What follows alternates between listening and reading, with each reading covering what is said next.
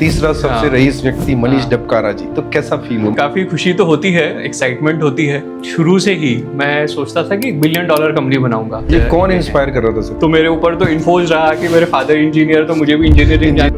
तो जब आपकी जॉब लगी तो पहली सैलरी कितना था आपका? अराउंड 20,000 के आसपास होगा। अभी कैसा फील करते हैं आप उस दिन को? और आज 20 लाख भी क्रेडिट हो जाए तो कुछ 20 करोड़, 200 करोड़, 500 करोड़, जिस पोजीशन पे है कंपनी, तो उसमें ये नंबर्स जो हैं 4-5 लाख किया, नहीं चला, बंद कर। हाँ। तो फिर मन नहीं कि अब तो जॉब में चलते हैं यार ये सब। तो फादर के पैसे अच्छे से बर्न किए, तो वो स्ट्रेट फॉरवर्ड गोली यही चलनी थी कि भाई तो जॉब में जा और यहाँ पे सिर पे मत बैठा। मतलब आपका काम पूरे वर्ल्ड में काफी सारे क्लाइंट्स हैं और हर साल क्लाइंट्स की बाइंग पे 21 में सर 96 करोड़ से डायरेक्ट जंप कहाँ पे लगाया था? लिस्टिंग के साथ ही में हमारा 1800 करोड़ की टॉप लाइन रही। जो आप बनना चाहते थे वो बन चुके हैं? तो मैं 2007। नमस्कार दोस्तों, आज का पॉडकास्ट बहुत ही स्पेशल होने वाला है। आज के पॉडकास्ट में हमारे मेहमान हैं मिस्टर मनीष डबकारा, जो कि चेयरमैन एंड एमडी हैं EKI कंपनी के। उनके सफ़र के बारे में आज हमने उनसे बात की है।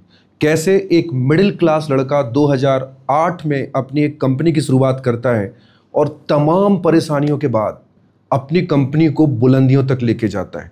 बहुत इंटरेस्टिंग पॉडकास्ट रहा है, बहुत कुछ नया हमने सीखा है। पूरा पॉडकास्ट देखिए, फैमिली के साथ बैठ के देखिए, क्योंकि जो ये पॉडकास्ट हुआ है ये बहुत ही अलग है। बहुत कुछ आपको इसमें जानने को मिलेगा। सर 2023 में मध्य प्रदेश के तीसरे सबसे रईस, सबसे रिचेस्ट पर्सन, आज आप टॉप 10 में हैं। कैसा लगता है सर ये टाइटल जब कोई बोलता है तीसरे सबसे रईस व्यक्ति मध्य प्रदेश के? जी, तो तीसरे सबसे रईस होने का रीज़न है हमारा लिस्टिंग होना।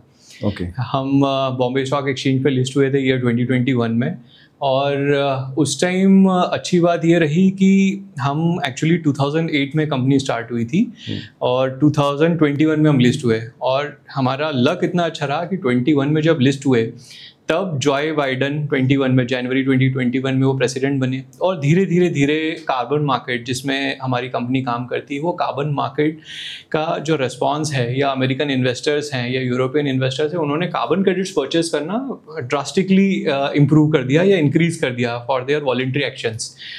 तो हमारा जो टर्नओवर 50 करोड़ से नीचे रहा करता था 2018-19 के पहले, तो 5 करोड़ से नीचे रहा करता था। उसके बाद में हम 20 पे आए, 60 पे आए। लेकिन ऑल ऑफ द सडन जब 2021 में जॉय बाइडन प्रेसिडेंट बने, उन्होंने पेरिस एग्रीमेंट, जो हमारा एक इंटरनेशनल प्रोटोकॉल है, इंटरनेशनल ट्रीटी है, जिसके अंदर में सारे नेशंस को अपने एमिशंस कम करना है, नहीं तो वो कार्बन क्रेडिट बाई सेल कर सकते हैं, वो वाली ट्रीटी उन्होंने फिर से साइन की। क्योंकि उसके पहले ट्रंप ने US को विड्रॉ किया, और उन्होंने साइन की जिस दिन वो पहले दिन प्रेसिडेंट बने। हमारा वॉलंटरी कार्बन मार्केट जो है वो एकदम से शूट अप हुआ। जो कार्बन क्रेडिट के रेट हमारे 50 सेंट्स से नीचे हुआ करते थे, 50 सेंट्स $, वो हमारे 3 to 7 और इनफैक्ट $15 तक चले गए किसी स्पेसिफिक मेथडोलॉजी, टेक्नोलॉजी और कंट्री के क्रेडिट्स। तो हमारा जो टर्नओवर है वो 50-60 से ऑल ऑफ द सडन एक ही साल में हम 1800 पे पहुंच गए। और किस्मत इतनी अच्छी थी कि हम लिस्ट भी उसी टाइम हुए। तो हम जनवरी 22 में एक $1 बिलियन की कंपनी बन गई, जिसे यूनिकॉर्न बोला जाता है। और उसी से फिर 21-22 में जो आपने बताया, 23 में जो रैंकिंग्स हैं हुरून लिस्ट, रिच लिस्ट में, उसमें नाम ऐड हुआ। तो काफ़ी अच्छा लगता है कि जब 16 साल की मेहनत जब एक साल में उसका पूरा रिजल्ट दिख जाए तो बड़ी खुशी होती है। लेकिन उसके साथ में बहुत सारी लाइबिलिटीज़ आती हैं, क्योंकि हम लिस्टेड कंपनी है, हमारे पास में काफ़ी शेयर होल्डर्स हैं। तो पहले भी, लिस्टिंग के पहले भी बहुत ग्राउंडेड रहे हैं लाइफस्टाइल वाइज और सोच में भी, बट जो एम्बिशन है वो जितने पहले थे उससे बहुत ज़्यादा अभी भी है। सर कैसा लगा जब हेडलाइंस बन गए आप? मतलब एक साधारण परिवार का लड़का हेडलाइंस बना हुआ है। बट सबसे पहले तो एक व्यक्ति होता है जिसकी जीवन में होता है ना कि सर कोई ऐसा नहीं है कि आप एक बहुत बड़ी सी फैमिली से बिलोंग करते हैं कि ये टाइटल गिफ्टेड है, ये टाइटल बनाया। तो जब हेडलाइंस आप देखते थे तो कैसा फीलिंग होता था कि तीसरा सबसे रईस व्यक्ति मनीष डबकारा जी, तो कैसा फील हो? मतलब एक जी काफी खुशी तो होती है, एक्साइटमेंट होती है। मेरे फादर गवर्नमेंट जॉब में थे, बचपन से था कि मैं बिजनेस करूं, और शुरू से ही मैं सोचता था कि $1 बिलियन कंपनी बनाऊंगा। अच्छा, शुरू से आपने शुरू से ही सोचता था मैं, हाँ। लेकिन वो उससे रिलेटेड सारे जो एनवायरनमेंट है, जब 2008 में स्टार्ट किया, फिर 2011 में हम कंपनी का रजिस्ट्रेशन किया, तब भी environment, business, global environment, carbon markets का इतना ज़्यादा ल्यूक्रेटिव नहीं था, इतना अट्रैक्टिव नहीं था। लेकिन हम फिर भी लगे रहे कि कभी ना कभी मार्केट आएगा और जितनी भी मेहनत है, जितना एक्सपीरियंस है, उसका एक ही बार में हमें एडवांटेज देके जाएगा। तो मैंने कहीं पढ़ा था कि आप 10 साल 20 साल मेहनत करो, लेकिन आपको रिजल्ट 1 महीना या 1 साल के अंदर में आ जाता है। ऐसा कंटिन्यूस ज़रूरी नहीं होता है कि आपका कंटिन्यूस जो मेहनत कर रहे हैं 2 साल में रिजल्ट आ जाएगा, 3 साल में रिजल्ट आ जाएगा। लेकिन परसिस्टेंस और पेशेंस बना के रखे तो 16 ईयर्स में या 12 ईयर्स अप्रॉक्सीमेटली में हमने वो हमारा जो टारगेट सोचा था वो अचीव कर लिया। तो अभी कैसा फील होता है सर, लोग आपसे जब मिलते हैं, पुराना फ्रेंड कोई मिलता होगा, मिलते भी हैं आपके नहीं पुराने फ्रेंड्स का, फोन उठा पाते हैं? बिल्कुल बिल्कुल। तो वीकेंड्स मैं यूजुअली अपना इसीलिए रखता हूँ कि जो फ्रेंड्स है, फैमिली, लोगों का ऐसा होता है ना कि अब बड़ा आदमी हो गया, फोन नहीं उठाएगा, भाई अब वो बड़ा आदमी हो गया।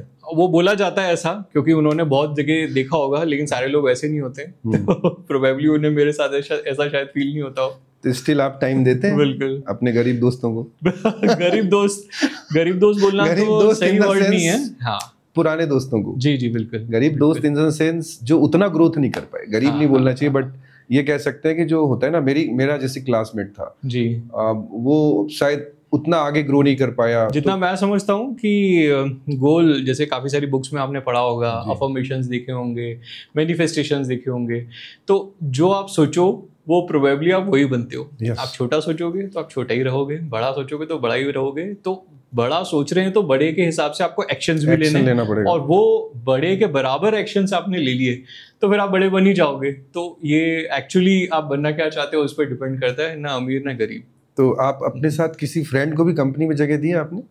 हाँ, काफ़ी सारे रिलेटिव्स हैं, फ्रेंड्स हैं, क्लासमेट भी हैं। बिल्कुल बिल्कुल। आपने उनको ऑफर किया? हाँ हाँ, मेरे कॉलेज सीनियर भी हैं जो हमारा, यस जो बिजनेस हमारा जो ऑपरेशंस हैं वो हेड करते हैं। तो काफ़ी सारे फ्रेंड्स, फैमिली और रिलेटिव्स आए हैं बिजनेस में।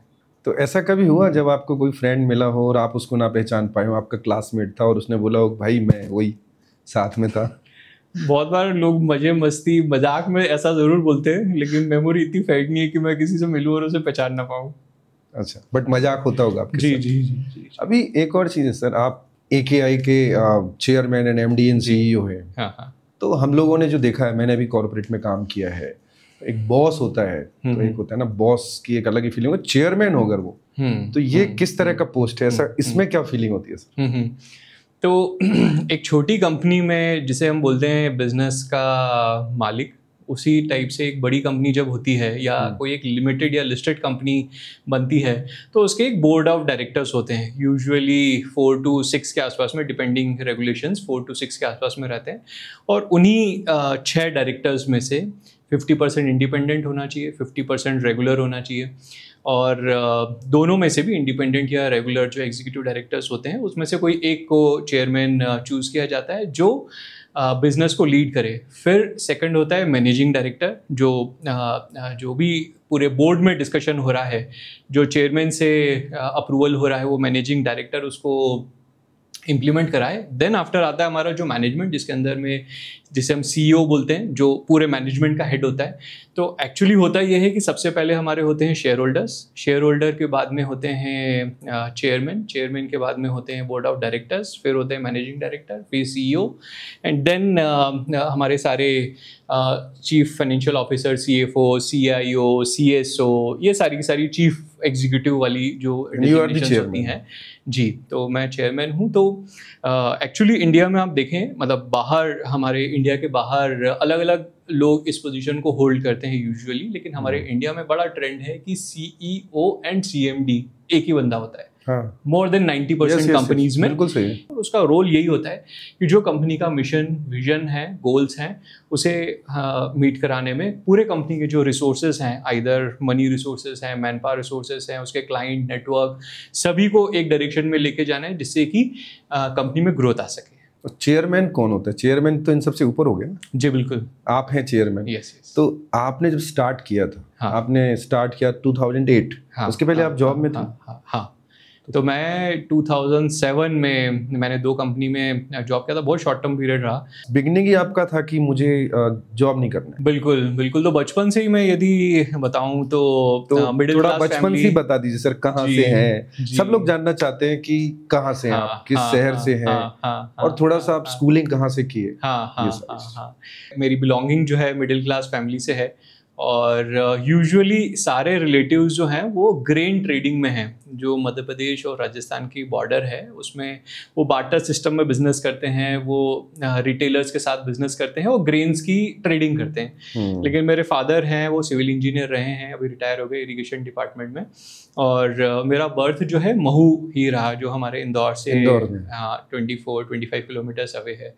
तो पूरी स्कूलिंग वहीं रही, 12th तक वहीं रहे। उसके बाद में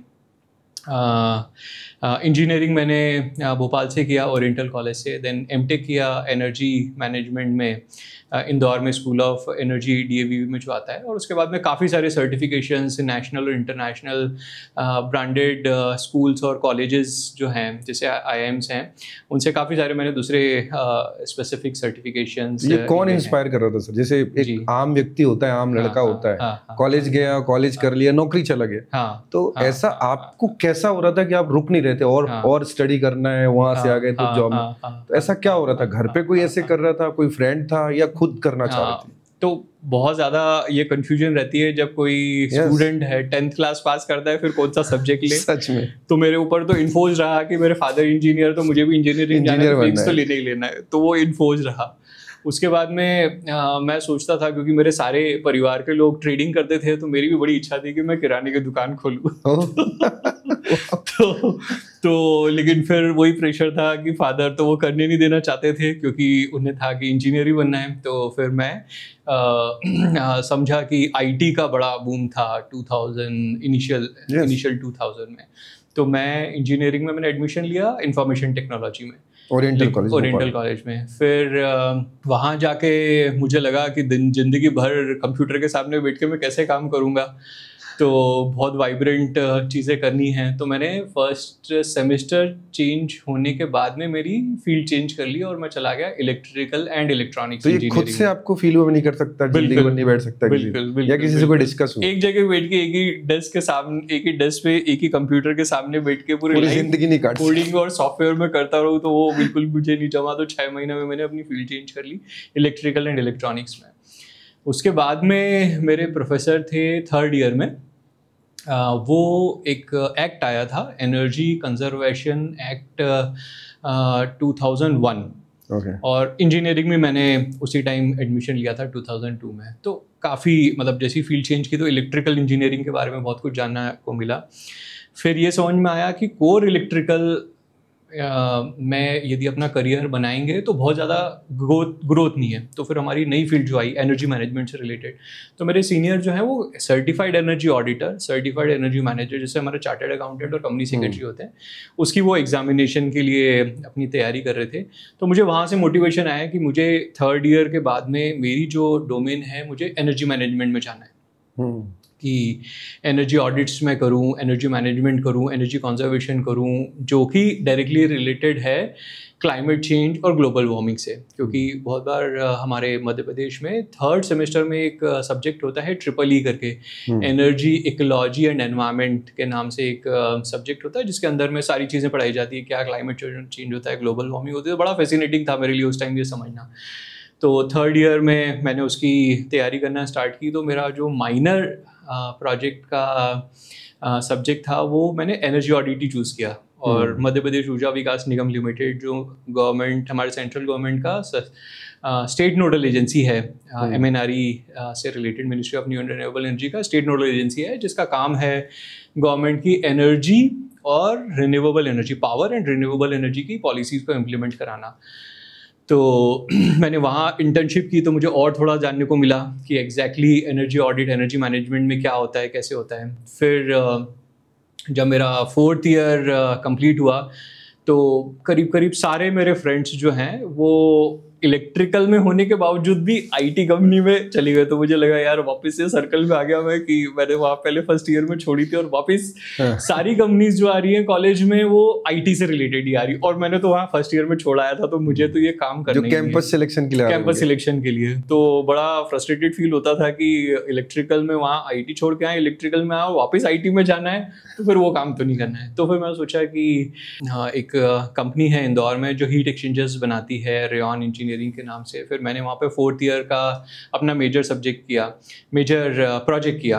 तो फिर मुझे बहुत क्लियर हो गया कि मुझे अल्टीमेटली आईटी से इलेक्ट्रिकल में आया मैं, इलेक्ट्रिकल से एनर्जी में आया मैं, और उसके बाद में फिर जैसे ही मेरा इंजीनियरिंग ख़त्म हुआ तो मुझे लगा कि इसके बाद में कुछ ना कुछ एक एडिशनल डिग्री तो होनी चाहिए, आइदर MBA में जाऊँ या MTech में जाऊँ।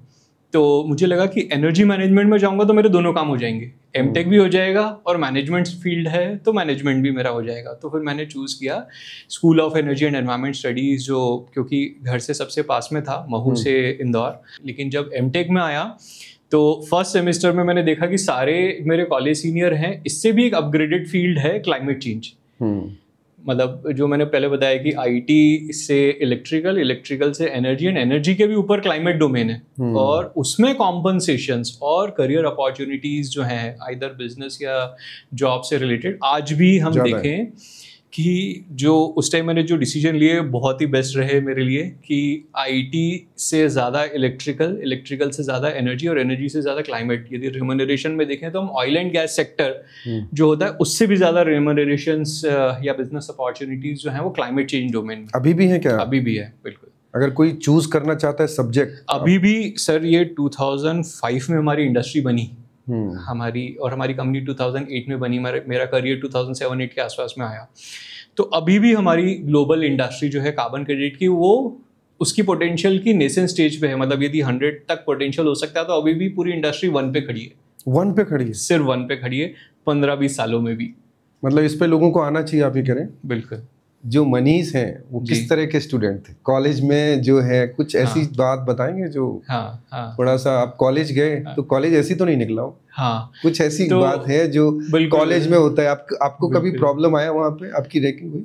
बिल्कुल। तो मेरा है ना, जब मैं प्रॉब्लम में आया हूँ ना, तो मैं उसके बाद में बहुत बहुत बड़ा होके इवॉल्व होके निकला हूँ। जैसे कोई प्रॉब्लम जो आई हो, हॉस्टल में रहते थे आप? नहीं, मैं स्कूल से मैं कवर करता हूँ। तो मैं बड़ा एवरेज स्टूडेंट हुआ करता था, मेरे 50-60% एवरेज स्टूडेंट थे? हुआ करता था स्कूल में। तो मतलब ये बहुत इंपॉर्टेंट क्वेश्चन इसलिए कि जो 50-60% वाले लोग हैं, कई बार क्या हो रहा है सर कि लोग सुसाइड भी कर लेते हैं। तो ये बहुत इंपॉर्टेंट है ये जानना आपके बारे में कि आप शुरू से कोई ऐसा ब्रिलियंट, मतलब ऐसा नहीं था कि जो 99% वाला, मतलब वो बच्चा भी कुछ कर सकता है जिसके कम परसेंटेज आते हैं, ये आप एग्जांपल है। तो 50-60% मुझे 8th में आए थे, और उसके बाद में ये लगा कि यार सर्विस क्लास से आया हूँ मैं और अच्छे नंबर नहीं आए तो जॉब नहीं लगेगी, ये नहीं होगा, वो नहीं होगा। तो पहला मेरा वही टेंशन, जॉब नहीं लगेगी। पहला मेरा जो टर्न अराउंड फेज था वो 8th क्लास था।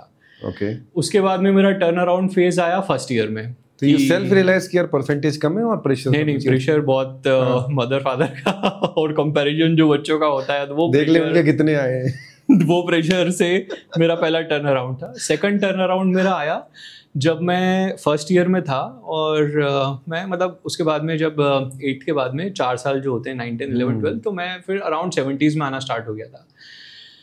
फिर कॉलेज में आया तो भोपाल में रहा, और भोपाल नया था आपके लिए? बिल्कुल नया था, और फैमिली से छोड़ के जब एक स्टूडेंट बाहर जाता है तो एकदम से पर लगाते। तो फर्स्ट ईयर में मुश्किल से 5-7 दिन एग्जाम के पहले पढ़ा, बहुत नंबर अच्छे आ गए, 70%। तो थोड़ी और उड़ी में आ गए कि अरे ये तो बहुत ही बढ़िया है। तो फिर सेकंड सेमेस्टर में एक सब्जेक्ट होता है मैथमेटिक्स 2 M2 के नाम से, वो बैक हो गया, फेल हो गया उसमें। तो फिर वहाँ एक सेटबैक आया कि एक बार तो 8th में आया था कि दूसरे बच्चे आगे निकल रहे हैं, उसके बाद में यहाँ आया कि एक बार बैक आ गई तो यहाँ पे फिर जॉब की अपॉर्चुनिटी सेकेंड ईयर में चली गई। कब आया? सेकेंड सेमेस्टर में। फर्स्ट ईयर में? फर्स्ट ईयर के सेकंड सेमेस्टर में। ओह, तो घर पे पता चल गया? बिल्कुल। तो वहाँ ऐसा लगा कि अब तो करियर ही खत्म हो गया और क्या करना है, वापस घर चलो। लेकिन फिर वापस अपने आप को संभाला। तो फिर मैं इलेक्ट्रिकल एंड इलेक्ट्रॉनिक्स इंजीनियरिंग में मेरी यूनिवर्सिटी रैंकिंग लगी थी 4th ईयर, 4 साल के अंदर में सबका एवरेज करके देखें तो वो मेरे लिए सेकंड टर्न अराउंड था। थर्ड टर्न अराउंड था मेरा जब मैं फर्स्ट ईयर में स्कूल ऑफ एनर्जी में आया। तो हमारे यहाँ प्रोफेसर हुआ करते थे RL साहनी, अभी तो वो रिटायर हो गए। तो उनकी एनर्जी एंड एनवायरनमेंट में ग्लोबल रैंकिंग हुआ करती थी और इतने पैशनेट होते थे वो कि उनसे 24 घंटे काम करा लो बिना थके वो काम कर सकते थे। तो मैं सोचा कि इनको तो पूरा कॉपी करना है। वो मेरे लिए थर्ड टर्न अराउंड था। और बहुत बार जब सोलर एनर्जी से रिलेटेड एक्सपेरिमेंट्स होते थे तो सुबह मतलब सनरेज जब आती हैं इससे लगा के शाम तक जब सनरेज जाती हैं कि हर 15 मिनट की रीडिंग लेने के लिए मैं कॉलेज पहुंच जाया करता था 5 से 6 जब भी वो टाइम पीरियड होता है सनराइज का। तो वहाँ से मेरा तीसरा टर्न अराउंड रहा जिसमें मैं और ज़्यादा इवॉल्व होके बाहर आया। फिर जो मेरी इंटर्नशिप लगी तो वो एज एन ऑडिटर लगी। तो जो कार्बन क्रेडिट से रिलेटेड या क्लाइमेट चेंज को मिटिगेशन करने वाले प्रोजेक्ट्स होते हैं उसमें मैंने अपना इंटर्नशिप किया और फिर वहीं मेरी प्लेसमेंट भी हो गई। कुछ टाइम 7-8 महीना 10 महीना मैंने काम किया। तब डिसाइडेड था जॉब नहीं करना मुझे? हाँ, क्योंकि बड़ी ल्यूक्रेटिव अपॉर्चुनिटी मुझे मिनिस्ट्री से भी आई थी, ब्यूरो ऑफ एनर्जी एफिशिएंसी जो मिनिस्ट्री ऑफ पावर में आता है। लेकिन मैं मेरे फादर को देखा था कि वो थोड़ा माइंडसेट जो क्लोज वाला, अर्निंग्स उतनी नहीं हो पाती जितनी प्राइवेट सेक्टर में रह के कर सको। तो मैंने फिर उसको जब आपकी जॉब लगी तो पहली सैलरी कितना था आपका? अराउंड 20,000 के आसपास होगा। 20,000 मंथली पर मंथ। हाँ। तो क्या किया था आपने पहली सैलरी का? पहली सैलरी का तो जो है दोस्तों को पार्टी दी थी। मैं पुणे में था। अच्छा, पुणे में थे? जी। और जब मैं आया था दिवाली पे तो फिर मदर के लिए गिफ्ट लाया था। बस पहला सैलरी का मैसेज आया होगा 20,000 क्रेडिट। बिल्कुल मजा आया। अभी कैसा फील करते हैं आप उस दिन को? और आज 20 लाख भी क्रेडिट हो जाए तो कुछ 20 करोड़, 200 करोड़, 500 करोड़। जी। हाँ, तो अभी जिस पोजीशन पे है कंपनी तो उसमें ये नंबर्स जो हैं बड़े कॉमन से हैं, लेकिन उस टाइम तो इमेजिन भी नहीं किए जा सकते थे। तो मेरा फर्स्ट जॉब वहाँ लगा। फिर एक जर्मन गवर्नमेंट के साथ में मैंने 3-4 महीने काम किया, क्लीनर प्रोडक्शन जो। अच्छा, फिर वहाँ से आपने छोड़ दिया? हाँ, पहले जॉब? फिर वहाँ से मैंने छोड़ दिया। फिर एनर्जी मैनेजमेंट, क्लाइमेट चेंज और मैनेजमेंट से रिलेटेड प्रोजेक्ट होता है क्लीनर प्रोडक्शन, जर्मन गवर्नमेंट के साथ में मैंने वो किया। और फिर 2008-9 में मैंने सोचा कि अब ये सारी चीज़ें तो मैनेज करना थोड़ा सा मुश्किल है, तो मैंने सोचा कि अब मैं अपना ही बिजनेस स्टार्ट कर लेता हूँ। 2008 में आपने डिसाइड? कुछ ऐसा कंपनी में हुआ था सर, या आपने प्लान किया कि नहीं मुझे अब करना है, या कुछ ऐसा डिससेटिस्फेक्शन आया था? क्या हुआ था? वो कौन सा पॉइंट था जब आपने डिसाइड किया कि नहीं यार अब बस करो, मुझे अपना करना? बिकॉज ये इतने जल्दी डिसाइड कर लेना, आपका जॉब तो अच्छा ही चल रहा होगा। बिल्कुल। तो कुछ बॉस से प्रॉप झगड़ा हुआ था या क्या हुआ? नहीं, बिल्कुल भी नहीं, क्योंकि SGS एक वर्ल्ड की second largest third party inspection company थी। तो बड़ा फॉर्चुनेट था कि मेरे कॉलेज सीनियर थे संजीव कुमार, उन्होंने अपॉर्चुनिटी दी। बहुत सीनियर थे मेरे से, उन्होंने अपॉर्चुनिटी दी उस डोमेन में आने के लिए, जो SGS के हेड हुआ करते थे। फिर जर्मन गवर्नमेंट में इतना ज़्यादा एक्सपोजर था, ऑस्ट्रियन गवर्नमेंट और जर्मन गवर्नमेंट का और इंडियन गवर्नमेंट का कोलैबोरेटिव प्रोजेक्ट था, तो उसमें इतना ज़्यादा एक्सपोजर था कि जिसकी कोई लिमिट्स में सोच भी नहीं सकता था। लेकिन वही है ना, जो बैक ऑफ द माइंड चला आ रहा था, मुझे अपना करना है। बचपन में मुझे इतना पैशन था कि गर्मी की छुट्टियों में बच्चे नाना नानी के जाते हैं, लेकिन मुझे नाना नानी जी के यहाँ जाना पसंद नहीं था, क्योंकि जिस महू में मैं रहता था वहाँ पे आपने बचपन में सुना होगा लॉटरी होती है, बच्चों वाली लॉटरी, वो छोटी छोटी सी होती है, उसके अंदर में चूरन और इस टाइप की चीज़ें होती है, वो है। फिर पेप्सी आपने देखा होगा जो 50 पैसे 1 रुपए की आती थी, अभी तो मेरे ख्याल में 10-20 रुपए की आती होगी। तो बहुत पैशन था कि वो 2 महीना मुझे अर्न कर रहे हैं। और आप सेल करते थे घर से? बिल्कुल। और बहुत परेशान रहते थे घर के लोग कि गर्मी है भाई, दिन में सो जाओ, ये कर लो वो कर लो, लेकिन नहीं, मुझे करना है, मतलब करना है। और वो जो अर्निंग होती थी उससे फिर स्केट्स खरीद के लाना है, पियानो खरीद के लाना है, ये सारी चीजें उस अर्निंग से मैं लाया करता था। बचपन से ये था कि कुछ तो अलग करना है। तो 2008 में जर्मन कंपनी में जब आप काम कर रहे थे, यू हैव डिसाइडेड कि चलो शट डाउन, बंद कर दो। सो मैनेजमेंट ने रोका होगा, रुक जाओ? बिल्कुल बहुत रोका। बिल्कुल। तो सर ये हो गया कि आपने सोच लिया कि अब जॉब नहीं, बट ये डिसीजन बहुत जल्दी ले लिया आपने। ये डिसीजन लेने में लोगों को 5 साल 10 साल 15 साल लगता है कि मैं जॉब करूं या बिजनेस करूं। तो कौन सी वजह थी कि आपने बस फट से कि नहीं बहुत, बिकॉज जॉब भी अच्छा चल रहा था, जर्मन कंपनी, सारे कॉम्बिनेशन जॉब के फेवर में थे, कोई परेशानी नहीं थी, आप नहीं थी, सब अच्छा था, सैलरी भी अच्छी थी, बिल्कुल, आपके सीनियर भी बैठे थे, मतलब वो आगे फ्यूचर भी अच्छा था, बिल्कुल, बट स्टिल यू डिसाइडेड कि नहीं यार इसको बंद करो, मैं अपना करूं। बिल्कुल, क्यों, क्या हुआ था? बिल्कुल, तो जैसे मैंने बताया कि बचपन से ही था कि खुद का बिजनेस करना ही है, तो हर दिन मैं मतलब परफॉर्मेंस भी अच्छा ही था, लेकिन हर दिन ये लगता था कि इसके बाद में ग्रोथ कैसी है, क्योंकि कभी कभी बहुत सारी बड़ी ऑर्गेनाइजेशंस थी तो वहाँ पे ब्यूरोक्रेसी दिखती थी, तो फिर ऐसा लगता था कि कितनी भी मेहनत कर लो आगे ग्रो कैसे करेंगे।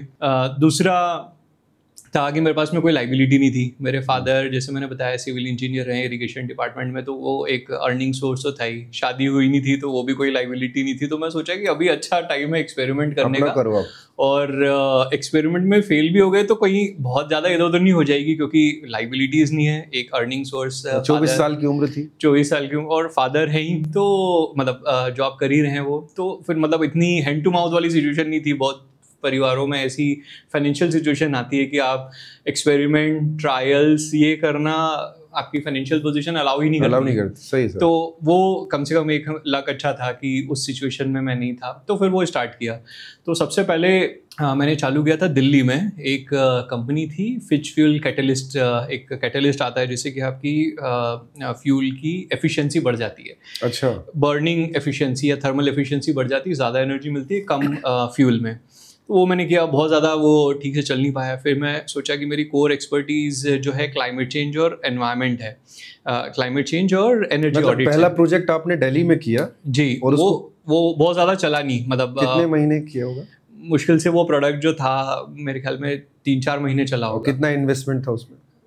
4-5 लाख रुपए के आसपास किया होगा। 4-5 लाख किया, नहीं चला, बंद कर दिया। हाँ। तो फिर मन नहीं कि अब तो जॉब में चलते हैं यार ये सब। हाँ, तो फादर, क्योंकि पैसे तो फादर के थे। अच्छा, तो पैसे फादर से लिए थे? तो मेरे तो बहुत कम अर्निंग थी, कोई एक साल में कितना कमा पाता था। तो फादर के पैसे अच्छे से बर्न किए, तो फिर लेकिन मदर हमेशा सपोर्ट करती रही कि बोल रहा है तो कर दो, तो नहीं तो यदि मदर सपोर्ट नहीं करती, सॉफ्ट कॉर्नर होता है। हाँ, तो वो स्ट्रेट फॉरवर्ड गोली ही चलनी थी कि भाई तो जॉब में जा और यहाँ पे सिर पे मत बैठा के।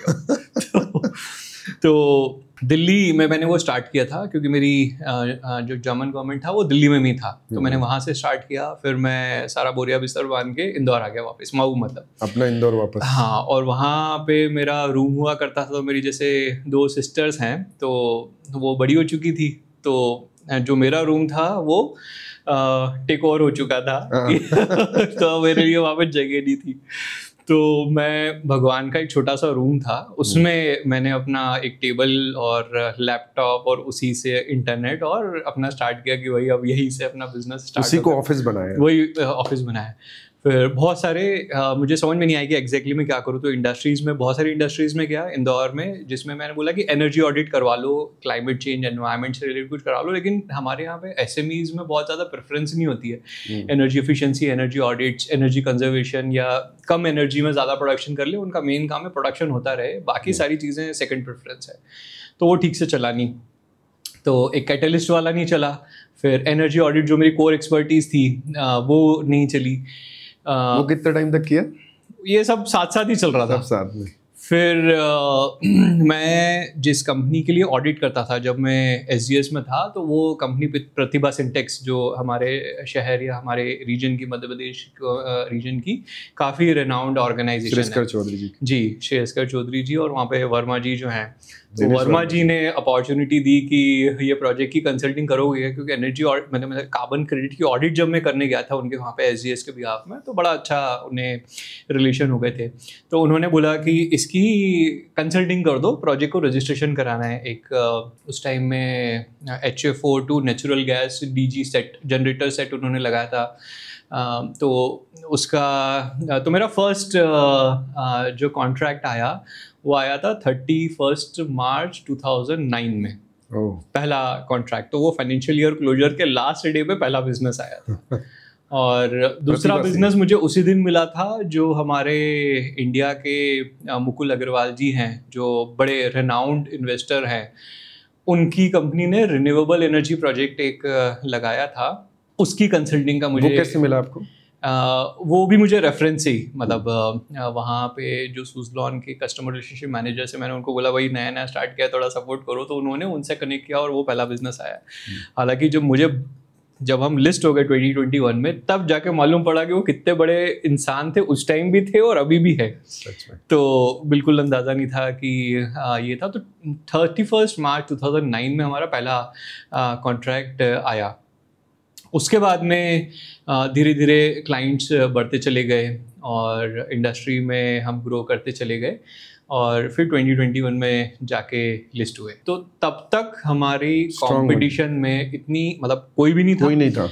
फुल एक्सपेरिमेंट जितने हो सकते थे ऑर्गेनाइजेशन में सारे हो चुके थे और पूरी लर्निंग थी कि पूरे carbon markets, international carbon markets में क्या किया जा सकता है, कैसे किया जा सकता है, हमसे ज़्यादा और कोई भी नहीं जानता। और पूरी वर्ल्ड में सबसे ज़्यादा जैसी मार्केट उठा तो पूरे वर्ल्ड में सबसे ज़्यादा टॉप लाइन, सबसे ज़्यादा बॉटम लाइन, मतलब सेल्स, प्रॉफिट, मार्केट कैप, पहली कंपनी बने पूरे वर्ल्ड में हम जो कार्बन क्रेडिट में लिस्टेड डोमेन में पूरे वर्ल्ड में, और यूनिकॉर्न, पहले यूनिकॉर्न बने हम। तो अभी सर चूंकि कंपनी के बारे में इतनी बात हो गई, ये आपकी कंपनी जो EKI है जी, ये क्या है, ये क्या करती है जिससे आप बार बार कार्बन, ग्लोबल मार्केट, तो हाँ, ये एक्चुअली क्या करती है, आपका काम क्या है? तो EKI जैसे आपने बताया, EKI का फुल फॉर्म है एनकिंग इंटरनेशनल, जो 2008 में जब मैंने स्टार्ट किया आपने नाम रखा जी, तो कॉइनिंग भी मैंने की थी।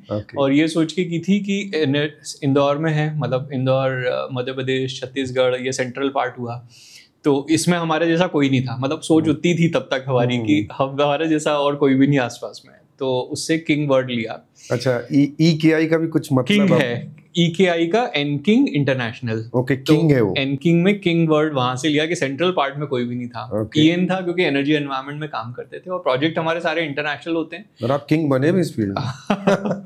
तो मुझे बड़ा अभी भी बहुत लगाव है एनकिंग, तो हमने हमारी बिल्डिंग्स का भी नाम वैसे ही रखा हुआ है, EKI एम्बेसी, एनकिंग एम्बेसी। तो 2008 में जब ये कंपनी प्रोप्राइटरशिप फर्म थी, फिर 11 में EKI एनर्जी सर्विसेज लिमिटेड, उसको इच्छा तो थी कि एनकिंग इंटरनेशनल सर्विसेज लिमिटेड रख लें, लेकिन वो इंटरनेशनल वर्ड उस टाइम मिलता नहीं था। आपकी कैपिटल बड़ी होनी चाहिए, आपका एक्सपोजर बड़ा होना चाहिए, तो फिर हमने उसको शॉर्टकट कर लिया EKI, और एनर्जी एनवायरनमेंट में थे तो एनर्जी वहाँ से लिया, सर्विसेज और लिमिटेड। तो 2011 में जब कंपनी बनी तो बहुत सारे लोग प्राइवेट लिमिटेड बनाते थे, लेकिन मेरी इच्छा थी कि इसको कभी न कभी लिस्ट करेंगे, तो मैंने लिमिटेड ही बनाई उसको पहली बार। इच्छा थी आपको जी। EKI जो है वो क्या करती है? तो EKI 3 टाइप की एंटिटीज़ के साथ काम करती है। पहले हुए सेलर्स, दूसरे हुए बायर्स और तीसरे हुए इन्वेस्टर्स। तो सेलर्स का एग्जांपल लें हम, जैसे इंदौर म्युनिसिपल कॉर्पोरेशन, जो वर्ल्ड मतलब एशिया की पहली म्युनिसिपल कॉर्पोरेशन है जिसने कार्बन क्रेडिट बेच के रुपये अर्न किए। कैसे बेचते हो, कैसे आता है कार्बन? जी, तो हमारे जैसे शहर का सारा कचरा है, organic waste, inorganic waste collect होता है, उसमें जो सड़ने वाला कचरे को अलग कर दिया जाता है शहर के म्युनिसिपल कॉर्पोरेशन और उसके वेंडर्स के थ्रू या उसके पार्टनर्स के थ्रू। उसको बायोमिथेनेशन प्लांट, जिसे हम छोटे स्केल में गोबर गैस प्लांट बोलते हैं, उसको बड़े स्केल पे बायोमिथेनेशन प्लांट बोलते हैं, उसमें डाला जाता है, उससे बायोगैस बनाई जाती है। बायोगैस होती है प्योर मिथेन। वो मिथेन क्योंकि अब हम एटमॉस्फेयर में जाने नहीं दे रहे हैं, तो मीथेन एक ग्रीन हाउस गैस है। वो ग्रीन हाउस गैस हमारे ग्लोबल वार्मिंग के लिए रिस्पॉन्सिबल है, हम उसको नहीं जाने दे रहे हैं। तो इंदौर म्युनिसिपल कॉर्पोरेशन ने जो वो प्रोजेक्ट लगाया है और वो रिस्पॉन्सिबल है, तो उसको उतने क्रेडिट मिलते हैं, कार्बन क्रेडिट जिसको हम बोलते हैं। तो एक कार्बन क्रेडिट की डेफिनेशन होती है 1 टन CO2 और green house gases, 7 green house gases होती हैं, जिसमें CO2 सबसे ज़्यादा है, फिर मीथेन है, मतलब नंबर ऑफ प्रोजेक्ट्स या कॉन्सेंट्रेशन वाइज भी देखें तो CO2 है, मीथेन है, HFC, PFC, SF6, NF3 और N2। ये 7 गैसेस हैं जिसमें आप कुछ भी बिजनेस करो, या तो आप एटमॉस्फेयर में जाने से रोक रहे हो या एटमॉस्फेयर में जो जा चुकी है उसको एब्जॉर्ब कर ले रहे हो, तो आपको एक कार्बन क्रेडिट मिलता है, जो कि एक एनवायरमेंटल कमोडिटी है और ट्रेड किया जा सकता है। जैसे आप शेयर ट्रेड करते हैं, उसकी वैल्यू क्या होती है? गोल्ड सिल्वर ट्रेड करते हैं, वैसे एनवायरमेंटल कमोडिटी ये भी ट्रेड होती है। अब जैसे शेयर्स के वैल्यू ऊपर नीचे होती है, गोल्ड सिल्वर की होती है, ऑयल गैस की होती है, इलेक्ट्रिसिटी की होती है, उसी टाइप से कार्बन क्रेडिट की भी बहुत वेरी करती है, डिपेंड करती है जियोपॉलिटिकल इश्यूज पे। तो आज के तारीख में इसका वेरिएशन है $0.5 से लगा के अराउंड $1,600 तक। $1,600? हाँ, तो बड़ा वेरिएशन है। कौन सी कंट्री से वो क्रेडिट्स आ रहे हैं, कौन सी टेक्नोलॉजी से आ रहे हैं, कौन इन्वेस्टर से आ रहे हैं, कौन कंसल्टेंट है, कौन ऑडिटर है, कौन से प्रोग्राम से आ रहे हैं, तो इतने सारे उसके तो इसमें EKI क्या करता है? एक तो आपने नगर निगम इंदौर का सेलर है, जैसे नगर निगम में उसी पर वापस आता हूँ कि सेलर है, तो हमने उन्हें एडवाइजरी दी प्रोजेक्ट रजिस्ट्रेशन करवाने के लिए। फिर प्रोजेक्ट का वेरिफिकेशन हर साल कराते हैं, और एक बार जो कार्बन क्रेडिट कमोडिटी बन जाती है तो हम उसको सेल करने में भी हेल्प करते हैं। तो ये हो गया, हम सेलर्स के साथ में काम करते हैं कि हम उन्हें एडवाइजरी सर्विसेज देते हैं और कैसे प्रोजेक्ट का रजिस्ट्रेशन कराएं, वेरिफिकेशन कराएं, और उनके बैंक अकाउंट तक रुपये लाके देना कार्बन क्रेडिट सेल करके। आप उसको सेल भी कराते फॉरेन मार्केट में? जी। तो ये हो गए हमारे सेलर्स ऑफ कार्बन क्रेडिट। दूसरे होते हैं बायर्स ऑफ कार्बन क्रेडिट, जैसे जोमेटो का आप ऐप खोलें तो उसके अंदर में पहली लाइन लिखी आती है कार्बन न्यूट्रल डिलीवरीज। अच्छा। हाँ, तो वो क्यों लिखते हैं? क्योंकि वो अपने आप को इतना एनवायरमेंटली कॉन्शियस मानते हैं कि उनकी वजह से पोल्यूशन नहीं फैलना चाहिए। तो वो क्या करते हैं, तो हम जो बायर ऑर्गेनाइजेशन से उनके साथ में हम ये करते हैं कि हम पहले उनका एमिशन कैलकुलेट करने में हेल्प करते हैं, जिसे कार्बन फुटप्रिंट एस्टिमेशन बोलते हैं। दूसरी स्टेप होती है उस एमिशन को कम कैसे करें। तो जोमेटो जैसी कंपनी है तो इलेक्ट्रिक व्हीकल्स यूज़ कर सकती है, उसके जो ऑफिसेज हैं वो रिन्यूएबल एनर्जी, सोलर विंड से आने वाली एनर्जी, हाइड्रो से आने वाली एनर्जी को यूज़ कर सकते हैं। कंपनी में जो वेस्ट है, जो सॉलिड वेस्ट निकल रहा है, उसका वो बायोगैस बना सकते हैं। तो ये एमिशंस कम करने होते हैं सेकंड स्टेप पे। थर्ड स्टेप पे होता है आपको रेसिडुअल एमिशंस जो बचे उसके लिए आप कार्बन क्रेडिट्स परचेस कर लो। तो हम पहली, जैसे सेलर्स को हम 3 स्टेप पे काम करते हैं। पहला प्रोजेक्ट का रजिस्ट्रेशन कराना, वेरिफिकेशन कराना और सेल करना। रजिस्ट्रेशन कहाँ होता है? इसके काफ़ी सारे प्रोग्राम्स हैं जहाँ पे, तो क्या इंटरनेशनल रजिस्ट्रेशन होता है? जी जी जी, इंटरनेशनल प्रोग्राम्स हैं। वहाँ पे फुल ऑडिट रजिस्ट्रेशन कराने में कम से कम 1 से 2 साल लगते हैं। सारा प्रोसेस आप पूरा हमारी ऑर्गेनाइजेशन, और वेरिफिकेशन कराने में 6 महीना से 1 साल लगता है। तो पहला रेवेन्यू आते आते करीब आप मान के चलें 2.5 साल हो जाता है। तो बहुत रिगरस ऑडिट्स होती हैं, बहुत रिगरस पैरामीटर्स और डॉक्यूमेंटेशन होती है। ऐसा नहीं कि सिंपल फॉर्म भरा और आपको अगले दिन क्रेडिट मिल जाए, वैसा नहीं होता। कम से कम 2 साल मिनिमम जेस्टेशन पीरियड है एक प्रोजेक्ट से पहला क्रेडिट पाने में। दूसरी, जो पहली सेलर के साथ में हो गया कि उनका रजिस्ट्रेशन कराना, वेरिफिकेशन कराना और सेल करवाना। बायर्स के लिए हो गया कार्बन फुटप्रिंट एस्टिमेट कराना, लो कार्बन पाथवेज में उन्हें सजेस्ट करना, और सबसे लास्ट में रेसिडुअल एमिशन के लिए क्रेडिट खरीदवा देना। ठीक है। तीसरी टाइप की कंपनियां होती है जो इन्वेस्ट करना चाहती है कार्बन क्रेडिट में और कार्बन क्रेडिट जनरेट करने वाले प्रोजेक्ट्स में, तो हम उन्हें भी सपोर्ट करते हैं। जैसे एक हमने एक JV बनाई है शेल के साथ में, रॉयल डच शेल, जो वर्ल्ड की one of the largest oil and gas company है। उसमें हम उन्हें सपोर्ट करते हैं एग्रो फॉरेस्ट्री प्रोजेक्ट्स डेवलप करने में। तो लैंड आइडेंटिफिकेशन, पार्टनर्स आइडेंटिफिकेशन, फिर प्लांटेशन करवाने में सपोर्ट करना, जी, फिर रजिस्ट्रेशन कराना, वेरिफिकेशन कराना, और उन्होंने अल्टीमेटली जो उन्होंने इन्वेस्ट किया उसका रेवेन्यू रियलाइजेशन कराने में हेल्प करना। इस टाइप की एक्टिविटी हम इन्वेस्टर्स के साथ में करते हैं। बहुत सारे इन्वेस्टर्स के साथ में हम ऐसी भी सर्विसेज देते हैं, जैसे आप म्यूचुअल फंड इन्वेस्टर या एडवाइजर्स होते हैं जो बोलते हैं कि आप डेट फंड लो, इक्विटी फंड लो, अलग अलग टाइप की रिस्क के हिसाब से आपको अपना पोर्टफोलियो बनाना चाहिए। उसी टाइप से हम हमारे कार्बन क्रेडिट बायर्स की पोर्टफोलियो सर्विसेज हम प्रोवाइड करते हैं कि आपको इंडिया का लेना है, चाइना का लेना है, बांग्लादेश का लेना है, मलेशिया का लेना है, कितने में लेना है, कब लेना है, कैसे लेना है, वो पूरी एडवाइजरी हम उन्हें देते हैं।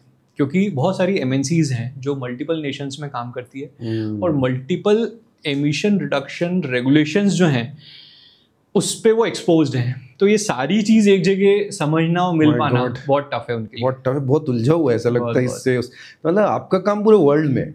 जी। तो आपका सबसे बड़ा क्लाइंट कौन? काफ़ी सारे क्लाइंट्स हैं, और हर साल क्लाइंट्स की बाइंग पे हम चेंज। कॉम्पिटिटर है आपका कोई?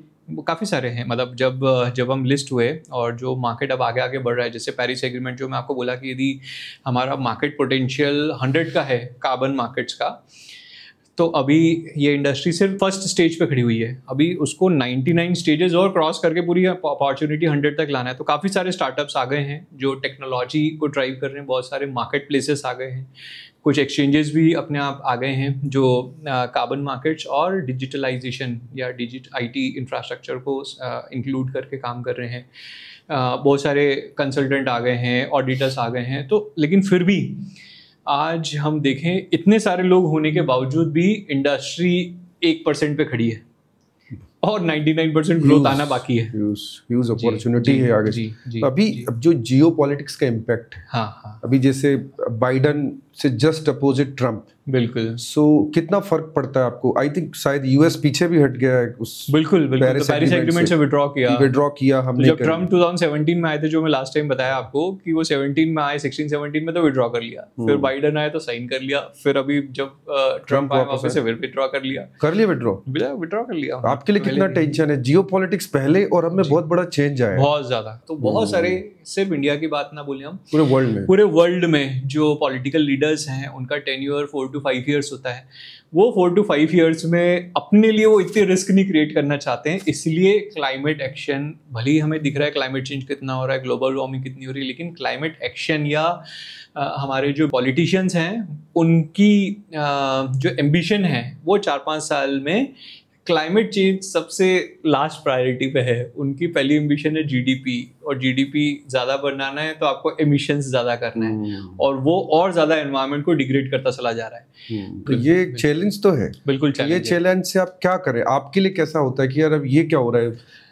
कोई भी पॉलिटिशियन जब बदलता है किसी भी कंट्री का, तो वो पूरा पॉलिसी चेंज कर देता है। बिल्कुल। थैंक गॉड इंडिया में आपके प्रॉब्लम से प्रॉब्लम नहीं है ये वाला। हम थोड़े इस मामले में थोड़े स्टेबल हैं, लेकिन यूएस का हमेशा काफी फ्लक्चुएशंस देखा गया है।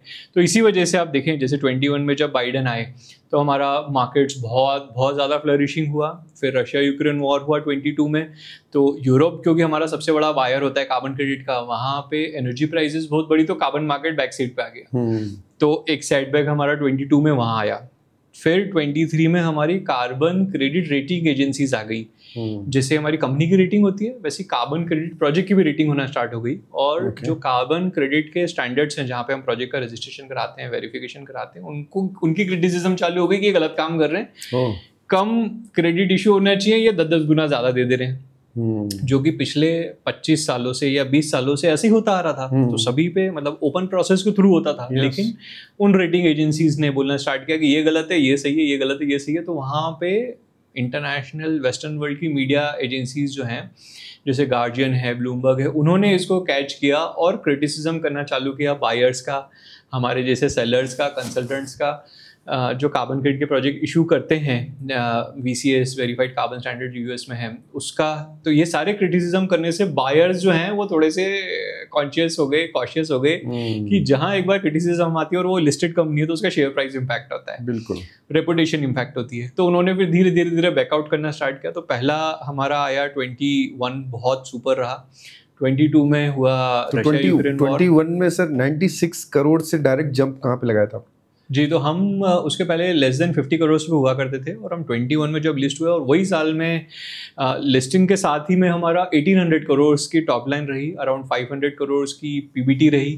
तो बहुत बहुत अच्छा साल निकला। और जैसा हमारा टर्नओवर बढ़ा तो हमारा मार्केट कैप भी बढ़ा, हम यूनिकॉर्न बने। तो आज क्या पोजीशन है सर? अगर EKI की बात की जाए तो करंट शेयर प्राइस क्या है पिछले 3-4 सालों में? क्या 2021 में तो हमने देखा कि एक बूम था जी, आज की कैसी है? लास्ट 52 वीक लो है क्या? जी बिल्कुल है। तो हम 102 रुपए पे हमारा IPO आया था, और कब आया था? 21 में। ओके। और जो कि एक साल में ही हम पहुंच गए थे 12,600 के आसपास। 12,000 जी, 12,600 एक साल के अंदर।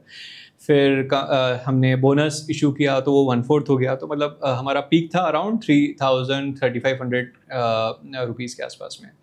लेकिन जैसे जैसे जहाँ तक मेरी समझ है, क्योंकि जब हम लिस्ट हुए उसके पहले भी मैं बहुत स्टॉक मार्केट में मेरी कोई एक्टिविटी नहीं थी, और आज भी मैं थोड़ी सी कम एक्टिविटी रखता हूँ उस मार्केट में। लेकिन जहाँ तक मुझे समझ में आती है कि कंपनी की परफॉर्मेंस और कंपनी की परसेप्शन, ये दोनों चीज़ जब मैच होती है तब स्टॉक प्राइस बहुत तेज़ी से ऊपर जाता है। तो एज ए इन्वेस्टर मुझे क्या करना चाहिए सर? मुझे EKI का स्टॉक लेना चाहिए इस समय? देखिए ये you are a chairman, but honest advice अगर चाहिए, बिकॉज बिल्कुल सही है, मुझे नहीं पता है एज इन्वेस्टर इंडिया में, मुझे नहीं पता है जी कि ये क्या होता है। ये इंडिया में एक और चीज चलता है जो आपने बोला, हमारे देश में क्या सभी जगह चलता होगा, हमारे बिकॉज इन्फॉर्मेशन नॉलेज काफी कम है। तो किसी ने बोला ये वाला स्टॉक लेना है और ये वाला स्टॉक नहीं लेना, ये स्टॉक लेना है, ये करोड़पति हो जाएगा, ये नहीं।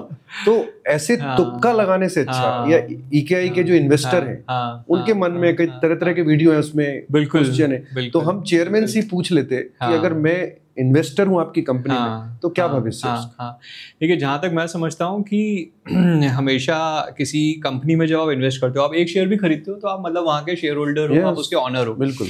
तो हमेशा वैल्यू इन्वेस्टिंग के ऊपर में हमें फोकस करना चाहिए, जहाँ तक मेरी समझ है। और यदि इंडस्ट्री में पोटेंशियल है, जैसे मैं बोला कि हम 100 के स्केल पे अभी 1 पे ही हैं, तो 99 और बाकी है, तो इंडस्ट्री में पोटेंशियल है। पेरिस एग्रीमेंट में 2040 में मेजर प्राइवेट कंपनीज ने बोला है कि नेट जीरो बनना चाहते हैं, गवर्नमेंट्स ने बोला है 2050 से 2070 में बनना चाहते हैं। तो फ्यूचर इंडस्ट्री का तो बहुत बहुत ज़्यादा ब्राइट है। अब ये जो थोड़ी सी हेडविंड्स हैं ये क्लियर होंगी, क्योंकि ये समझ नहीं आता ना हेडविंड्स आ कहाँ से रही है। यदि ये समझ लें तो फिर वैल्यू इन्वेस्टिंग सही से समझ में आएगा, नहीं तो वो आपका इम्पल्स इन्वेस्टिंग होगा जो आप बता रहे थे कि कोई बोला कि हवा आई है भागो, तो आपने खरीद लिया, फिर किसी ने वीडियो बनाया कि ये तो नीचे जाने वाला, तो आपने बेच दिया, पैसे डूब गए। तो जहाँ तक मैं समझता हूँ सिर्फ ईकेआई ही नहीं, आप किसी भी कंपनी में इन्वेस्ट करें तो आपको एक वैल्यू इन्वेस्टर की तरह समझना चाहिए कि इंडस्ट्री की पोजीशन क्या है, कंपनी की पोजीशन क्या है, और क्या कंपनी परफॉर्म कर पाएगी जब इंडस्ट्री वापस टेलविंड के साथ आएगी, या कंपनी मतलब इंडस्ट्री जब टेलविंड के साथ आएगी तो कंपनी भी उतने में परफॉर्म कर पाएगी नहीं कर पाएगी। तो ये सारी चीज़ें किसी भी डोमेन में हो, आप ऑयल एंड गैस का स्टॉक खरीद रहे हो, या कार्बन में खरीद रहे हो, या आप पावर सेक्टर में खरीद रहे हो, किसी भी सेक्टर से खरीद रहे हो, तो जो भी इन्वेस्टर है उसको कंटिन्यूअसली इंडस्ट्री को वॉच करना चाहिए पहले कि कार्बन मार्केट में क्या क्या नए रेगुलेशंस आ रहे हैं, उसका इम्प्लीकेशन इंडस्ट्री पे क्या है और कंपनी पे क्या है। वो धीरे धीरे जब वो समझेंगे तो उन्हें राइट टाइम समझ में आएगा कि आज राइट टाइम है उन्हें इन होना है या आउट होना है। तो क्या करना चाहिए अगर मुझे इन्वेस्ट करना है, तो this is the right time? मैं सिर्फ ईकेआई की बात नहीं कर रहा हूँ, मैं तो किसी भी टाइप की इन्वेस्टमेंट, मैं ईकेआई की बात कर रहा हूँ। देखिए मैं मुझे ऐसा लगता है हम रेगुलेटेड एंटिटी है, हम ऐसी स्टेटमेंट्स देना बिल्कुल रेगुलेशंस के खिलाफ है। लेकिन आप वैल्यू इन्वेस्टिंग की तरफ देखें तो किसी भी कंपनी में करना आपको इन्वेस्टिंग, यदि आप बिजनेस में कर रहे हो, खुद के बिजनेस में कर रहे हो, किसी दूसरी प्राइवेट लिमिटेड कंपनी में कर रहे हो, या लिस्टेड कंपनी में कर रहे हो, स्टॉक्स में कर रहे हो, कमोडिटी में कर रहे हो, कहीं पे भी कर रहे हो, यदि ये समझ की कमी है तो बड़ी प्रॉब्लम है। तो लास्ट ईयर कैसा रहा सर कंपनी का प्रॉफिट? जैसे मैंने बोला कि डिक्लाइनिंग मोड है इंडस्ट्री का, इतनी सारी जो हेडविंड्स के चलते, तो कम परफॉर्मेंसेस जो हमारा 21-22 में था उससे काफ़ी कम परफॉर्मेंस रहा। कैसे हैंडल करते हैं प्रेशर? ये जब प्रेशर एक आता है कि 3500 टू 52 वीक डाउन, प्राइस इतने कम हो जाना, तो प्रेशर तो होता है। बिल्कुल, कैसे हैंडल करते हैं? तो मैं ना अपने आप को एक फार्मर की तरह देखता हूँ कि फार्मर जब काम करता है तो उसको अच्छे सीड्स भी मिलते हैं, बुरे सीड्स भी मिलते हैं, अच्छा क्लाइमेट भी मिलता है, बुरा क्लाइमेट भी मिलता है, लेकिन फार्मर कभी फार्मिंग नहीं छोड़ता है। तो 2008 से लगा के बहुत सारे गुड क्लाइमेट देखे हमने, बैड क्लाइमेट देखे, अभी बैड क्लाइमेट है, वापस गुड क्लाइमेट देखेंगे, तो वो तो साइक्लिक प्रोसीजर है और उसके थ्रू निकलना ही निकलना है। यदि हम ये सोच के बैठ जाएं कि यार मेरे साथ ही ऐसा क्यों हुआ, इंडस्ट्री के साथ ही ऐसा क्यों हुआ, वो नेचुरल प्रोसेस है, उसका कुछ कर नहीं सकते। आप फार्मर होके पूरी मेहनत करो और कंपनी के लिए जो बेस्ट डिसीजंस हो सकते हैं या बेस्ट डायरेक्शंस हो सकती है आप उसको लेके चलो, तो 100% वापस से गुड क्लाइमेट आएगा ही आएगा। जब ये 3-4 साल से ऐसा चल रहा है, कभी ऐसा लगता है कि यार डिसीजन सही था, गलत था, क्या था? नहीं, मैंने जैसे बताया कि 2011-12 में जब मैंने सारी चीज़ें जो कैंटीन सर्विसेज और सोलो वाटर हीटर और ये सब जब बंद किए, कैटलिस्ट ये वो सब पुराना, तो सिर्फ सोचा कि एक ही इंडस्ट्री में रहेंगे, भले अप होगा डाउन होगा बने रहेंगे। और उसका फ़ायदा हमने 21-22 में देखा, और प्रोबेबली जब भी नेक्स्ट मार्केट अप पे आएगा हम 100% मेजर बेनिफिशियरी हमें होना चाहिए। आप चेयरमैन हैं जी एक इतनी बड़ी कंपनी के। अब आपके मन में क्या है, अब नया क्या करने वाले हैं? नया तो जैसे मैंने बताया कि हम कार्बन मार्केट्स में ही रहेंगे और इसी में रहेंगे। बिल्कुल। और इससे आसपास की जितनी भी इंडस्ट्रीज हो सकती है उसमें भी हम एक्सप्लोर कर रहे हैं। जैसे कॉम्प्रेस्ड बायोगैस टाइप के जो प्रोजेक्ट्स हैं वही हम उसको एक्सप्लोर कर रहे हैं। मतलब बायोमास सप्लाई चेन से रिलेटेड जो भी डेरिवेटिव्स हम निकाल सकते हैं कि ब्रिकेट बना सकें, पैलेट बना सकें, बायोफ्यूल, बायोगैस और भी जितने बाई प्रोडक्ट्स हैं उसको हम कर सकें, ये सारी अभी हमारी नेक्स्ट लेवल थिंकिंग में है। दूसरा है कार्बन डाइऑक्साइड रिमूवल टेक्नोलॉजी, जो कार्बन डाइऑक्साइड को रिमूव करे टेक्नोलॉजी के थ्रू, वो हमारा एक फेज है, लेकिन अगेन वो कार्बन मार्केट से कनेक्टेड है। तीसरा सस्टेनेबिलिटी सर्विसेज हम बहुत सारी organisations SME national international level पे हैं, उसे हम दे सकें। तो कार्बन मार्केट में तो हम बनी रहेंगे, हालांकि वो थोड़ा सा स्लो डाउन है, लेकिन बाकी सारी चीज़ें जो हैं हम उससे एक नेक्स्ट लेवल बैकअप क्रिएट करने की कोशिश कर रहे हैं। ये आप आगे फ्यूचर में करने वाले तो, लेकिन अगेन वो पूरा कार्बन मार्केट से सिंक रहेंगे तो कार्बन में ही, चाहे कुछ भी हो जाए। बिल्कुल। तो सर एज ए चेयरमैन, जैसे होता है ना, आप कंपनी के चेयरमैन है, MD हैं, सो आपका रूटीन क्या होता है? एक चेयरमैन का क्या रूटीन होता है? एक एम्प्लॉय होता है, वो जानना चाहता है मेरा बॉस क्या करता होगा दिन भर, आपका क्या रूटीन होता है? तो मैं बड़ा डिसिप्लिन्ड रहता हूँ, फूड, एक्सरसाइज और टाइम तीनों में। अच्छा जी। तो हमारे मेडिसिन हम खाते हैं, तो मैं फूड को मेडिसिन की तरह देखता हूँ। जी। तो जो भी फूड हम कंज्यूम करें, यदि हम उसको मेडिसिन की तरह देखें, हम ज़्यादा दवाई खाते हैं क्या? नहीं।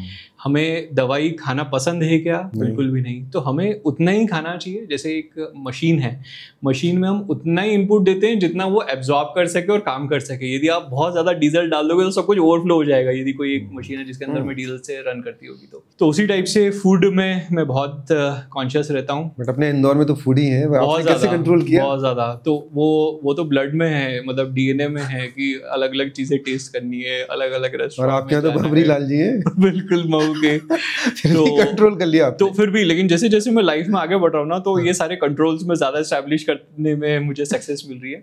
शुरू में जरूर कम होती थी, लेकिन अब मैं बहुत ज्यादा कॉन्शियस रहता हूँ। दूसरा एक्सरसाइज, जिम जाता हूँ? जिम नहीं, मैं घर पे एक्सरसाइज करता हूँ, योगा और कितने बजे उठ जाते हैं? एरोबिटिक सुबह मैं यूजुअली 4:30 to 5 के बीच में। 4:30 to 5? यस। और सोने का टाइम क्या आपका? 9 to 10। 9-10 बजे आप सो जाते हैं? हाँ। कैसे? बस दुनिया में तो जल्दी उठना है तो जल्दी सोना ही पड़ेगा। तो यदि आप लेट सोओगे तो जल्दी नहीं उठ पाओगे। आपका हैबिट कब से, मतलब एक काफी टाइम से, इतना बड़ा कंपनी आप रन करते हैं? मैं 8:30 पे ऑफिस पहुंच जाता हूँ मॉर्निंग, जो हमारे इंदौर में 10:30 होता है। हाँ, तो आप 8:30 पहुंच जाते हैं? जी। सो ऑफिस में कौन रहता है 8:30? कोई मिलता है आपको? क्लीनिंग होती रहती है ऑफिस में। जी। तो लोगों को, मतलब आप कैसे बॉस हो? मतलब एक बॉस होता है जो डर लगता है कि वो आगे होंगे, और एक बॉस होता है जिससे हम फ्रीली बात कर पाते हैं। तो मैं डेमोक्रेटिक बॉस समझता हूँ कि मैं सबकी सुनता हूँ, और सभी को इंक्लूड करता हूँ डिसीजंस में, और जो बेस्ट डिसीजन हो सकता है ऑर्गेनाइजेशन के लिए। बहुत सारे लोग होते हैं कि मैंने जो बोल दिया वही होएगा, नहीं सुनना है, यही करो, वो वाली सिचुएशन में मैं नहीं कभी आता। यदि डिसीजंस कभी गलत हुए तो उसको इम्प्रूव कैसे कर सकते हैं के लिए हमेशा डोर ओपन है। कोई भी आके कैसे भी बता सकता है ऑफिस में एम्प्लॉय कि इसको हम ऐसे करें तो हमें और अच्छे बेटर रिजल्ट्स निकल सकते हैं, और इसको ना करें तो है। तो हम कभी भी पीछे नहीं हटते कि मैंने बोला था तो ये करना ही करना है। हम उसको चेंज करने में बिल्कुल आगे रहते हैं कि ऑर्गेनाइजेशन की भलाई के लिए तो बिल्कुल करना है। तो अभी कुछ कॉस्ट कटिंग किया गया, कुछ एम्प्लॉय हटाई सर आपने? हाँ, कॉस्ट कटिंग तो करनी होगी। जैसे फाइनेंशियल रिसोर्सेज, मतलब हमारा टर्नओवर कम है तो फाइनेंशियल रिसोर्सेज भी हमें बड़ा कॉशियसली यूज़ करना होगा। तो हमारी जो अराउंड 400-500 की स्ट्रेंथ हो गई थी, तो अभी अराउंड 150-200 के बीच में हमारी स्ट्रेंथ है। तो ज़रूर हमने काफ़ी टीम कम की है, लेकिन टीम जितनी ऑप्टिमम हो सकती है वो पूरी करने की कोशिश की है। इससे ज़्यादा ऑप्टिमम हो ये अभी हमें नहीं लगता है, लेकिन क्योंकि हमें आगे के लिए फ्यूचर रेडी रहना है। जैसे ही मार्केट आएगा, यदि हम जैसे 2021 तक हम 25 से ज़्यादा कभी नहीं होते थे, हम वापस उस पोजीशन पे आ सकते हैं। लेकिन हाँ, ये पक्का पता है कि अब मार्केट में जो इतना टाइम लगा 2011-12 से लगा के 21 तक, अब उतना टाइम वापस नेगेटिव नहीं रहने वाला है। तो इस वजह से हमारी फाइनेंशियल स्ट्रेंथ जो है, या हमारी ह्यूमन कैपिटल जो है, उसको हमने एक सब्सटेंशियल लेवल पे लाके रखा है। तो आप करते हैं रिव्यू वगैरह? कभी रिव्यू, डांटना, रिव्यूज, यस, किसी को नौकरी से निकालना, ये सब होता आपके लेवल पे तो नहीं, बट टफ डिसीजन होते हैं। बट रिव्यूज जब होते हैं तो आपसे जब इतनी देर हमने बात की तो आप बड़े कूल चेयरमैन MD लग रहे हैं, बहुत ही हंसमुख, बहुत ही शांत। तो आप ऐसे ही हैं हमेशा, या आपका कोई दूसरा रूप भी है जहाँ आप चिल्लाते हुए, जो बॉस एक होता है वो टेंशन? कभी भी नहीं टेंशन मैं कभी नहीं लेता, और ना मैं कभी चिल्लाता हूँ। कभी नहीं चिल्लाता? कभी भी नहीं। और इमोशंस में अच्छे से कंट्रोल कर पाता हूँ, तो हमेशा कूल रहता हूँ। अच्छा, आप इमोशनली डिसीजन नहीं लेते? नहीं, बिल्कुल नहीं। हाँ। तो ये कैसे सीखा सर? ये तो सबको मतलब है ही कि आ ही जाता है गुस्सा। हाँ, बिल्कुल। तो इसीलिए लाइफ लॉन्ग लर्निंग बहुत इंपॉर्टेंट है। आप कंटिन्यूअसली लर्न करते रहे, अपने आप को एक्सप्लोर करते रहे। मैंने अभी भी देखा सर, आप कई जगह जाते हैं लर्निंग्स के लिए। हाँ, कई जगह। तो अभी आप कुछ पढ़ रहे हैं, कोर्स कर रहे हैं, क्या कर रहे हैं? तो मैं कंटिन्यूअसली साइकोलॉजी से रिलेटेड चीज़ें हैं, कैसे ह्यूमन ब्रेन काम करता है, कैसे मैनिफेस्टेशन होती है, क्या लॉ ऑफ अट्रैक्शन होता है, कैसे नेटवर्किंग करना चाहिए, ये सारी चीज़ें मैं कंटिन्यूसली लर्निंग में डाल के रखता हूँ अपार्ट फ्रॉम बिजनेस। ओके, और आपका जो रूटीन है बड़ा फिक्स है। बिल्कुल 4:35 आप उठ जाते हैं और देन आप रात में 9-10 बजे सो जाते हैं। बिल्कुल। तो किसी को आपको बात करनी है 10 बजे के बाद तो नहीं करना है? नहीं, यूजुअली मैं 7-8 बजे बाद नहीं करता हूँ। हाँ, नहीं करते? हाँ, वो फैमिली टाइम है। और वीकेंड्स यूजुअली फैमिली फ्रेंड्स तो है ही, बहुत सारे जो पर्सनल वर्क होते हैं, तो मैं अपना पर्सनल टाइम और ऑफिस टाइम को बहुत सेपरेट करके रखता हूँ। तो वो 5 डेज जो है हमारे, मंडे टू फ्राइडे पूरा टाइम सिर्फ बिजनेस, और सैटरडे संडे जो खुद के काम हैं, कुछ बैंक से रिलेटेड हैं, कुछ होम कंस्ट्रक्शन से रिलेटेड हैं, या फैमिली से रिलेटेड हैं, स्कूल फीस, ये वो सारी चीज़ें जो है उसका थोड़ा रिव्यू करना, फिर फैमिलीज़ या थोड़ी कुछ गेट टुगेदर्स होती रहती हैं, उसको पार्टिसिपेट करना, उसमें पूरा टाइम निकल जाता है। आखिरी में उसे जानना चाहते हैं जी, जो आप बनना चाहते थे वो बन चुके हैं? बिल्कुल, जो मैंने सोचा था बचपन से कि मुझे बिज़नेस खोलना है वो हो चुका है। एक $1 बिलियन कंपनी खोलनी है वो हो चुका है। और फिर से मेरा विजन है, आप मेरे टैगलाइन देखेंगे मेरे सोशल मीडिया पे कि आई वांट टू मेक, जो हमारी ऑर्गेनाइजेशन है उसको फिर से यूनिकॉर्न बनाना है, और मल्टीपल कंपनीज इस कंपनी से, जैसे हम एक डीमर्जर कर रहे हैं हमारी ऑर्गेनाइजेशन में, तो मल्टीपल कंपनीज इससे निकले और वो भी एक यूनिकॉर्न बने, ये मिशन पे मैं काम कर रहा हूँ। एक और आखिरी चीज़ जानना चाहता हूँ, आप सेल्फ मेड हैं जी, आपको एक गिफ्ट नहीं मिला, पेरेंट्स ने बिजनेस खड़ा करके नहीं दिया जी, तो कितना मुश्किल होता है सर, एक सेल्फ मिडिल क्लास जो लड़का होता है वो जब ऐसा मिलेनियर बनता है, वो पूरा प्रोसेस कितना टफ होता है? तो इसके लिए अब मुझे लगता है कि यदि मुझे, जो मैं 16 ईयर्स में कर पाया, यदि मुझे कोई गाइड मिलता या कोई मेरा मेंटर होता, तो मैं हो सकता था कि उसको बहुत कम टाइम में कर लेता, क्योंकि जैसे आपने बताया सेल्फ लर्निंग, मतलब बार बार गड्ढे आते हैं, गड्ढे में आप गिरते हो, फिर उठते हो नई लर्निंग के साथ में, और फिर नए बड़े होके इवॉल्व होते हो। तो बड़ी इंपॉर्टेंट है ये सारी चीज़ें से गो थ्रू होना, और बहुत पेशेंस और इमोशंस को कंट्रोल कर पाना बहुत ज़्यादा इम्पॉर्टेंट है। नहीं तो फेलियर्स तो आए हैं और आते ही रहेंगे आगे भी, लेकिन उससे इवॉल्व होके फिर से बड़े लेवल पे सक्सेस पाना, जो हमने सोचा है ऑर्गेनाइजेशन के गोल्स या पर्सनल गोल्स, उसे मीट करना, ये ओवरऑल एंटरप्रेन्योरल स्ट्रॉन्ग माइंडसेट पे ही डिपेंडेंट है। Thank you so much sir, बहुत अच्छा लगा सर आज आपसे बात करके। Thank you.